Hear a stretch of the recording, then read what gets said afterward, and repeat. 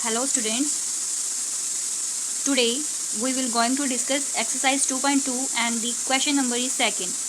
As you know, we have discussed question number 1 in the previous video. In question number second, find the sums and write which property of addition do they verify. In this sum, we have to find out the sum of these two terms and also write down that which property of addition they verify. Okay, let's start. Dear students, you know very well that I discussed all the properties of whole numbers under addition in the previous video. From that result, we easily know that 493 plus 327 is also be equal to 327 plus 493. We did nothing in this step, just replace these place with another one. For example, 493 is replaced by 327 and here in this place 327 is replaced by 493. After adding these two terms we will get 820 and similarly 327 plus 493 will be equal to 820. Do you know students which property do they verify? Here the property is used that is commutative property under addition, because as you know in commutative property we will use the two numbers, that is a multiply b and is equal to b multiply a from the commutative law of whole numbers under addition. Dear student, this is the property which we have used in that sum. You don't need to write this property with that sums, just take it as a clue. Okay, you have to know that what is commutative property and how it apply on the sums. As I solve this sum in this way, you will do 327 plus 493 similarly in this way and tell us that which property is used in this sum. Okay, similarly you will write down 327 plus 493 is equal to 493 plus 327 and after add these two terms, what will you get? Please answer me in the comment section. Now we will proceed to the third part. Here the third part says that find the sums and write which property of addition do they verify. Here students, two terms are used, but in this sum three terms are used, that is 4319 plus 494 plus 839. We will find out that which property of addition is used in this type of terms. Let's start. We will do the sum like this.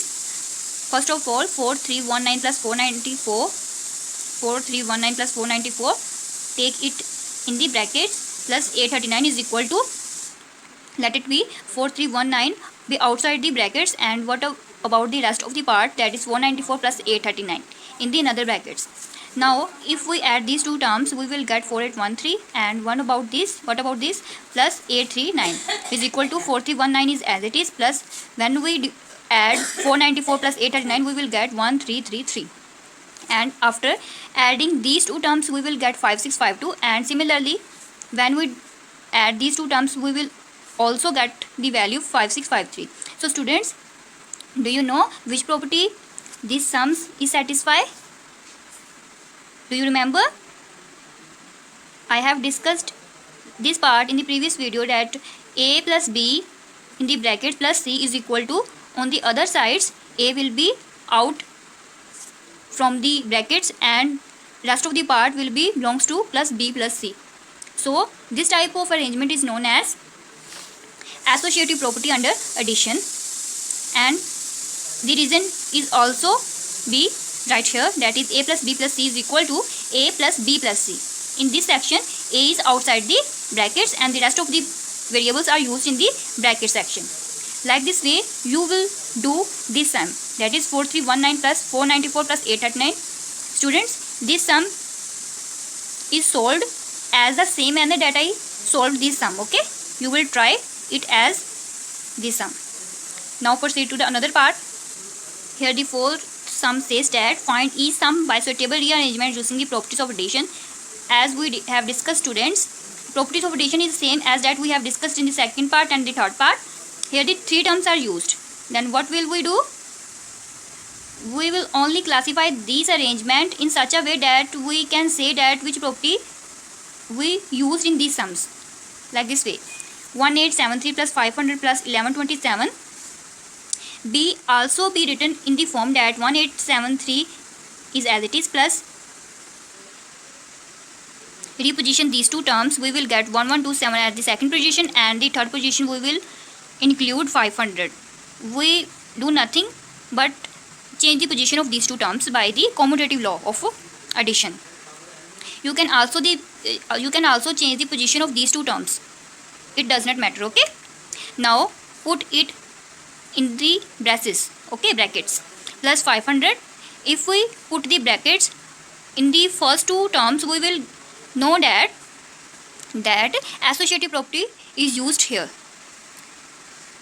Now if we add these two terms, we will get 3000, and what about the other part, that is 500 is as it is. When we add 3000 plus 500, we will get 3500. This is all about your fourth part.